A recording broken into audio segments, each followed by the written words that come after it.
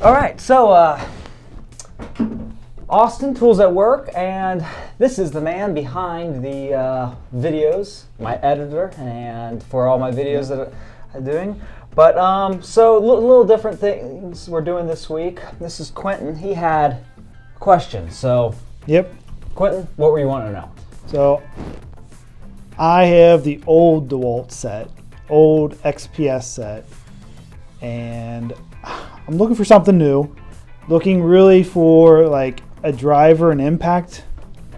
I don't really do a lot of construction. I edit videos, but I do home stuff, you know, home repair, light stuff.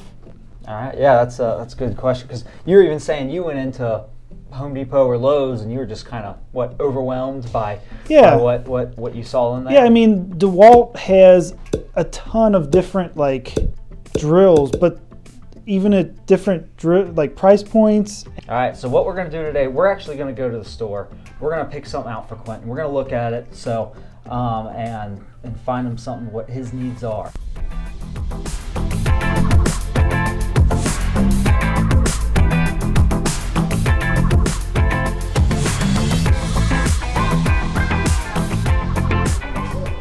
All right, we're here. So I'm going to start looking at some of this Dewalt stuff first, but basically across all the lines we're going to look at basically everything they have here at Home Depot, because pretty much anywhere you are, you're going to be able to find a Home Depot and find all of this stuff. Alright, so you can see why this is just Dewalt. So if you come here and look, they have drills, impacts all right here.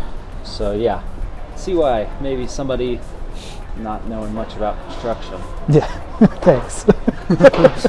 can get confused. But so you can see a few different sizes here. Most everything anymore is going to be brushless, unless it's the super cheap one. So we actually have 4 different drivers here. Here's a compact, here's a medium, here's the super compact, and this is the big boy that they have. So somebody like me, I'm going to be wanting actually multiple ones.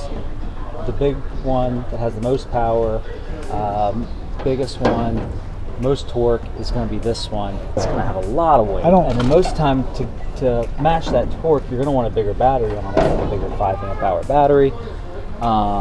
Versus something like this will do just fine with a smaller battery on it. If you want a little bit more torque, you can get a bigger battery and put it on it. Now, for a lot of people, the mid-size one is going to be really good. If you're not a professional, or even a professional who does light duty stuff, this one's going to be able to do augers, spade bits, and stuff like that. Even some hole saws, no problem. And it's fairly light and small. And then you can even get it without a hammer drill on it, or with a hammer drill. The hammer drill is obviously going to add a little bit of size to it, just to make it a little bit longer. Now, this is their older compact one. They came out with a newer compact one. So, series here. How do I know which one is small, medium, large? Yeah, I mean, like you're saying, this one's the Atomic, right? So how do I know that this one is better than, or the next level up? You know what I mean? Yeah, I mean, you can see by, as far as usually the ratings on it, as far as the torque and everything. I mean, of course, the biggest one is going to have the most torque on it and most power. But these have not less power, but I tell you what, these have just as much power as the older ones had that were twice the size. So probably the big massive drill that I had, this is probably the replacement, like direct replacement, because it was a hammer drill. Yeah, exactly. All right, so we'll look at the Milwaukee's. So Milwaukee is a little bit more clear as far as Mama Bear, Papa Bear, Baby Bear. They do have like a bottom of the line. So on all their stuff, their bottom of the line is going to be brushed. So you see how it doesn't say brushless on the back of it, like some of these others. So Milwaukee still offers like a brushless, and then or a brushed, a smaller brushless, and a bigger brushless. And so these are going to be the medium. All those ones that are like that, the ones that just say Milwaukee brushless, are going to be the medium range ones with enough power to do a lot of things like the augers and stuff. And it's going to be a cheaper price range. And usually all the ones that are the medium ones are going to be kitted with the smaller batteries, which is also going to keep that price range down. But anything Milwaukee, their best is always going to say fuel on it. So you see one that says fuel, Milwaukee fuel, that's going to be the best that they have. And even sometimes their fuel is smaller in size comparison than their non-fuel stuff, and it's got even more power. So you can see the size difference between that. I mean, that's nice. It's tiny. It's tiny, and I can attest that this has a lot more power than this. So it's going to be able to do pretty much any task you need. But with the fuel also comes a bigger price tag. So I mean, I'm going to recommend any professional user get the fuel stuff over the non-fuel stuff. But Not me. he doesn't need the fuel. So also with the premium brand, the premium stuff within the brand, usually you're going to get a metal chuck. And sometimes even plastic chucks are on the non-premium stuff. Milwaukee's going to all metal though. Oh, this is metal? So that's metal, yeah. So Oh, okay. even with their smaller, their medium duty stuff, you get metal. What's the advantage? How are you? It just lasts longer, and you're gonna get that bite better because there's gears in there and stuff that, as far as keeping that chuck, it's not prone to happen with plastic chucks, but I've heard of people, their plastic chucks breaking before a metal chuck. So the plastic it goes all the way through, not just, I mean, they could put a piece of metal on the outside, but that means that all the internal stuff's metal on it too? Yep. Cool. Yep. But sometimes the plastic can be better than metal if you're not using it for the super, super heavy duty, because you're using it in finished stuff where that won't mark things up as good as metal. And also it just makes it lighter. Okay. So Makita's got just as many options as everybody else. They have their big top of the line one. You can see this has over 1,000 inch-pounds of torque, just like pretty much all of them have anymore. It's got the big metal chuck, hammer drill on it. So, like I said, professional, you're going to want to get that. And you can get it kitted with the brushless impacts. Now they have a few different brushless impacts. I think pretty much all their impacts are brushless now. Even the really cheap ones you can get are brushless. But you get the nice newer brushless impacts. They have all kinds of options. I don't think it's here at Home Depot, but I'll show you later. There's all kinds of settings and stuff on the bottom, which is really nice if you're doing multiple kind of things. But for just something like this, just a pull and shoot trigger, these will do.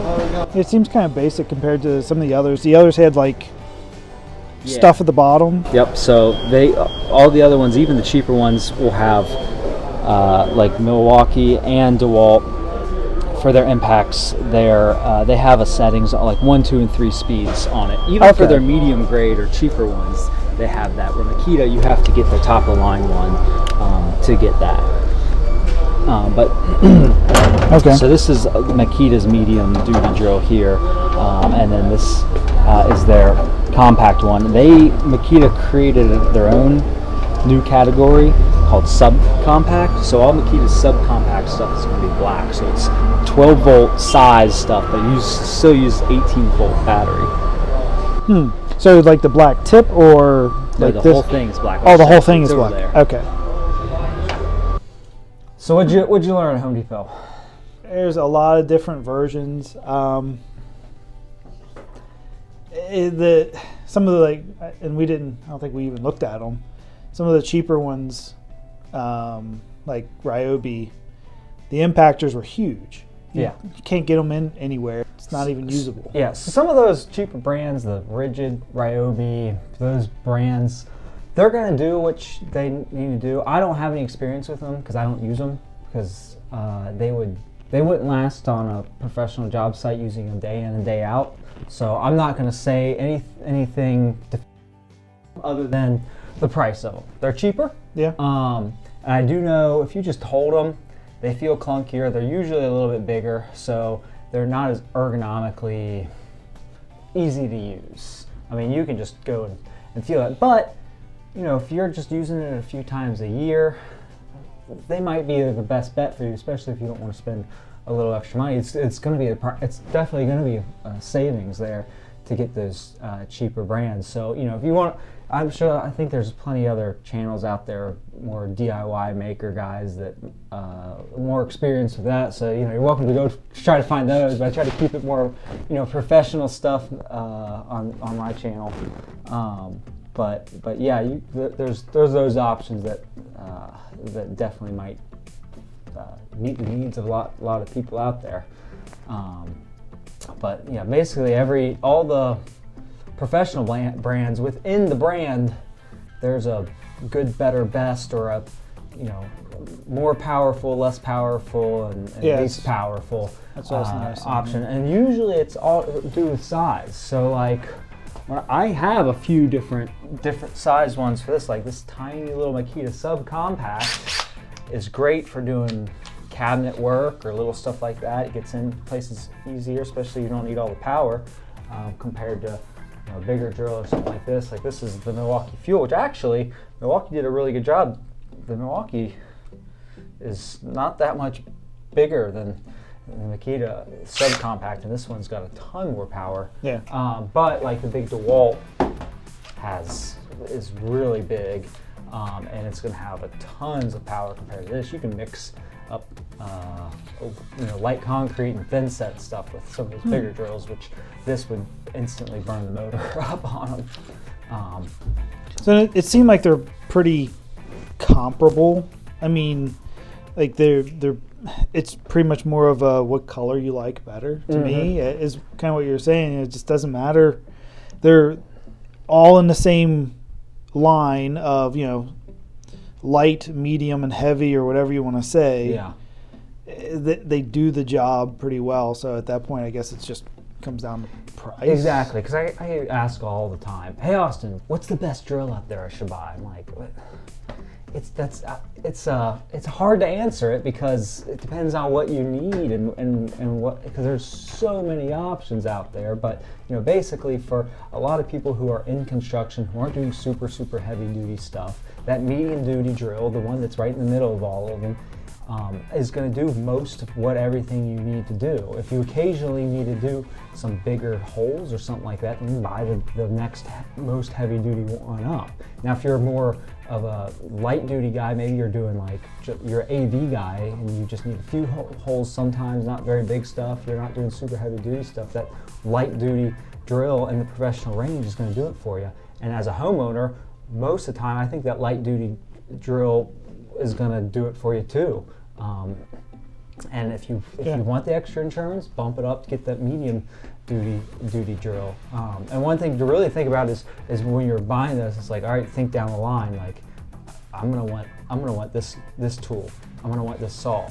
So then you look at which saw might be the best you might get in the future, and then you get that brand and you buy that set of drills and impacts, because I mean, if we're splitting hairs between do a head-to-head test with some of these impacts and some of these drills, there might be a winner, but you're splitting hairs. So so it's not really a whole lot of difference between the two.